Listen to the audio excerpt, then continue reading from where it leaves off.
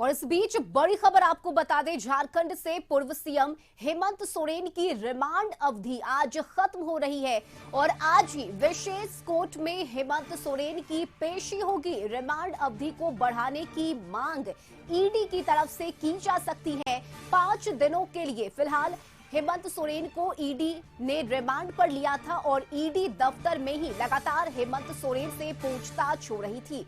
हेमंत सोरेन को कई सवालों का सामना करना पड़ा, उनके जवाब देने पड़े, जिसके बाद रिमांड अवधि आज खत्म हो रही है और अब ईडी आगे भी रिमांड के लिए कोर्ट में अपनी बातें रख सकती है। और रांची से सहयोगी रुचि शर्मा इस वक्त हमारे साथ जुड़ी हुई है। रुचि, 5 दिन की लंबी पूछताछ, जिसके बाद रिमांड अवधि आज खत्म होगी, आज ही उन्हें कोर्ट में पेश किया जाएगा और ये संभावना भी बन रही है कि ईडी आगे भी रिमांड पर मांग सकती है हेमंत सोरेन को। क्या पूरी जानकारी मिल पा रही है?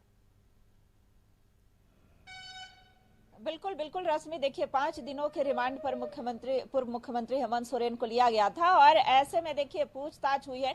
कई ऐसे सवालों के जवाब जो है वो खंगालने का प्रयास ईडी के अधिकारियों द्वारा किया गया है। और देखिए इस बीच जो है कल अगर चौथे दिन की बात करें, चूंकि कल चौथा दिन था पूछताछ का और ऐसे में राजस्व कर्मचारी भानु प्रताप प्रसाद को भी होटवार जेल से लाया गया था और ऐसा माना जा रहा था कि उन्हें आमने सामने बिठा करके, यानी कि राजस्व कर्मचारी जो बड़गाई अंचल के अधिकारी थे उन्हें और पूर्व मुख्यमंत्री हेमंत सोरेन को आमने सामने बिठा करके पूछताछ हुई है। देखिए 8.66 एकड़ जमीन का जो मामला है वो था और इसी मामले में पूर्व मुख्यमंत्री हेमंत सोरेन की अरेस्टिंग हुई थी और जो जमीन की हेराफेरी का मामला था, इससे पूर्व में ही अप्रैल माह में ही गिरफ्तारी जो है राजस्व कर्मचारी जो है भानु प्रताप प्रसाद की हुई थी। और देखिए किस तरीके से लेन देन हुआ था, कैसे कागजात बने थे, कई सारे सवालों के जवाब जो हैं वो ईडी के अधिकारियों ने खंगालने का प्रयास किया। और देखिए इसी बीच जब 5 दिनों के रिमांड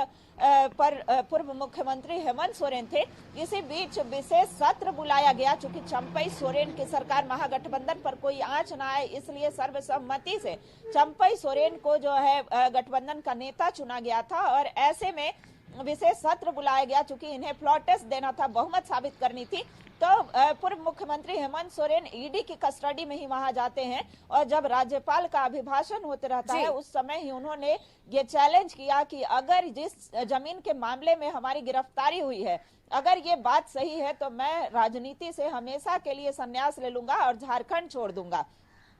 तो देखिए उन्होंने राजभवन पर भी यह आरोप लगाए, राज्यपाल पर भी आरोप लगाए कि पहली बार कोई ऐसा मुख्यमंत्री था जो इस्तीफे देने के बाद ही राजभवन के अंदर ही अंडर कस्टडी में, यानी कि ईडी के अधिकारियों ने अपने कस्टडी में ले लिया था।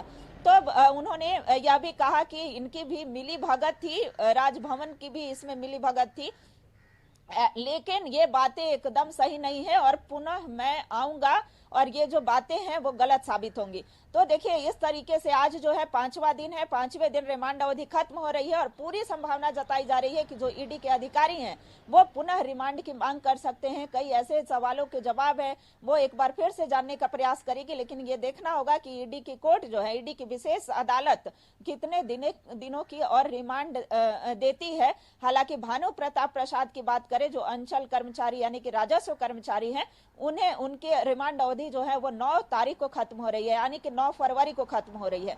तो देखना होगा कि अभी कई सारे सवालों के जवाब जो है वो खंगाले जाएंगे। देखिए अवैध खनन घोटाला हो या जमीन खनन घोटाला हो, इस मामले में ईडी जो है वो लगातार सक्रिय दिख रही थी और खास करके अगर झारखंड राज्य की बात करें तो यहाँ पर सक्रियता दिख रही थी।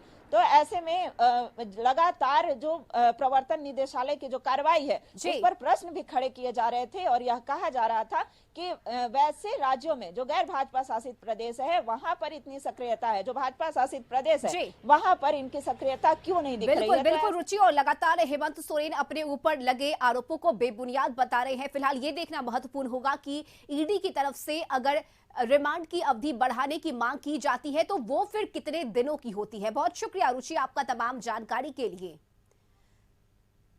तो ये बड़ी खबर हेमंत सोरेन की, जहां आज उनकी रिमांड अवधि खत्म हो रही है और आगे भी ईडी की तरफ से हेमंत सोरेन की रिमांड को वापस से बढ़ाने की मांग की जा सकती है।